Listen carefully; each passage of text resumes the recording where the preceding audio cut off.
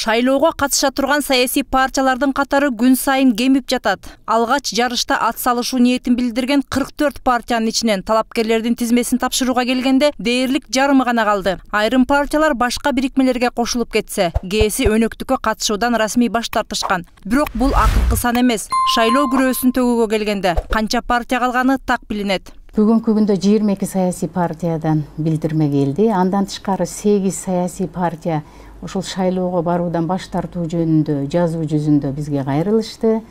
10 партия шайлоого барбоо тууралуу, шайлоого андан ары катышпоо тууралуу өздөрүнүн байланыш аркылуу, телефондук байланыш аркылуу ооз-эки билдирмелерин бизге билдиришти. Партиялардын дагы 24 август кечки саат 18:00 чейин убактысы бар. Мына ошого чейин шайлоо күрөөлөрүн төгүп, анан кийин өздөрүнүн тизмелерин алып келип бизге тапшыруусу керек. Талапкерлердин тизмесин түзүү бир топ бүйүр кызытып барып токтоду. Айрым үлкөн саясатчылар шайлоого катышуудан баш тартып, жаштарга орун бошотуп жатабыз дешти. Бирок кайсы жаштарга? Өзүнүн уул кыздарын тизмедеги алдыңкы орундарга жайгаштыруу жаштарга орун бошотуу болуп эсептелеби? Турсунбүбү Чотонова, мурдагы өзгөчө кырдаалдар министри Дүйшөнкул Чотоновдун кызы. Азат Эркебаев, мурдагы парламент төрагасы Абдыганы Эркебаевдин уулу. Абылкасым Шерниязов, депутат Садык Шернияздын иниси. Жибек Шарапова, депутат Закир Шараповдун кызы. Эльвира Сурабалдиева, мурдагы депутат Жыргалбек Сурабалдиевдин кызы. Эсенбек Арзиев, депутат Алтынбек Сулаймановдун иниси.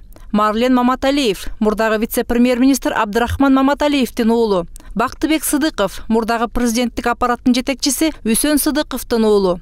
Жумабек Салымбеков, мурдагы депутат Мамытбай Салымбековдун уулу.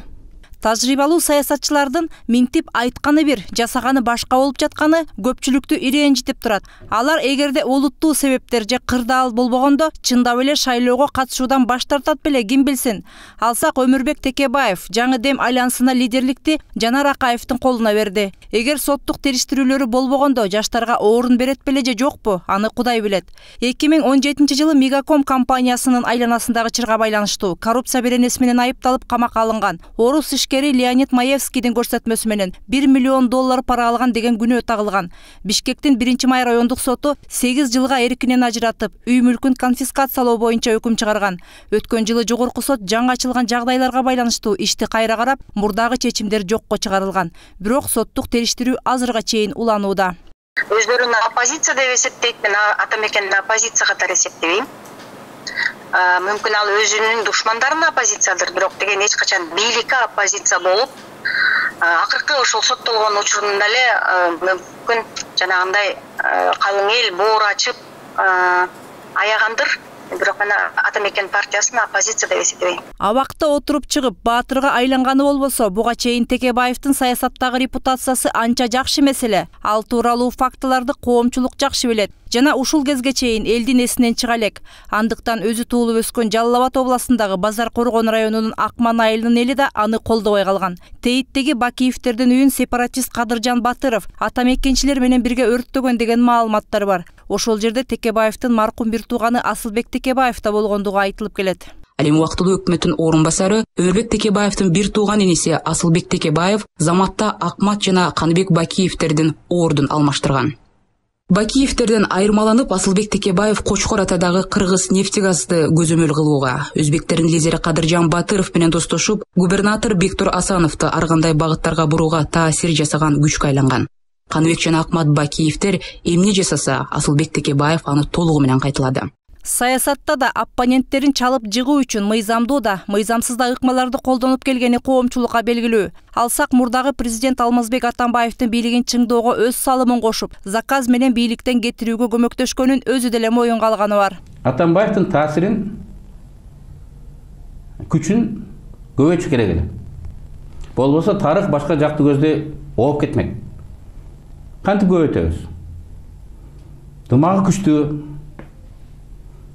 иштеп аткан Бабановду Атамбаев экөөбүз сүйлөшүп туруп, кызматта өз оң келип калды, кызматтан алып койдук. Атамбаевдин ушул бийлигинин бекемделишине менин салымым чоң. Күнөөм да чоң, эгер бул чектен чыгып кетсе. чогуу жооп беребиз. Өз сөзүнө өзү каршы чыгып, чалдык уйду саясат жүргүзөм деп өз жүзүн жоготуп алды.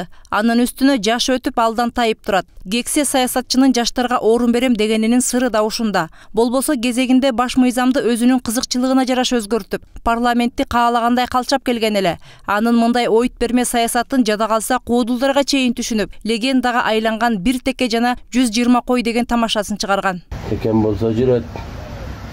Теке өз жүрөт эле кечээ 5-6 күндөн бери жанына бир 3-4 козгочкор кошулуп алыптыр. Карап коеюн деп барсам бир козгочкор жүргөн экен арасында. Жүнүн кырып койгонму жөн эле жалтырайт. Партиянын жаш талапкерлеринин бири Тилек Токтогазиевден эл көптү үмүттөнүп турган. Бирок ал ачуусунду көтөрө албай эмоцияга алдырып жибергенден кийин элдин пикири терс жака өзгөрдү. Үстөлдү муштуму менен ургулап, 5 мүнөттө эметип коебуз деп ачуусун баса албай опурулганын айрымдар опуза деп түшүнүштү. Токтоткула ушуларды. Токтотпосоңор силерде бат эле 5 мүнөттө да 5 мүнөттө силерде эметип койсок болот. Буга чейин терс жоруктары, күлкүлүү сөздөрү менен гана эсте калган эл өкүлдөрү кайрадан шайлоого аттанып жатканы да көпчүлүктү ирэнжитүүдө. Эски жүздөр жаңыча ой жүгүртүп, эл тагдырын туура багыттап кете аларына ишеним аз. Мээрим Ташыбекова, Талант Рысов, 7 канал, Жумалык.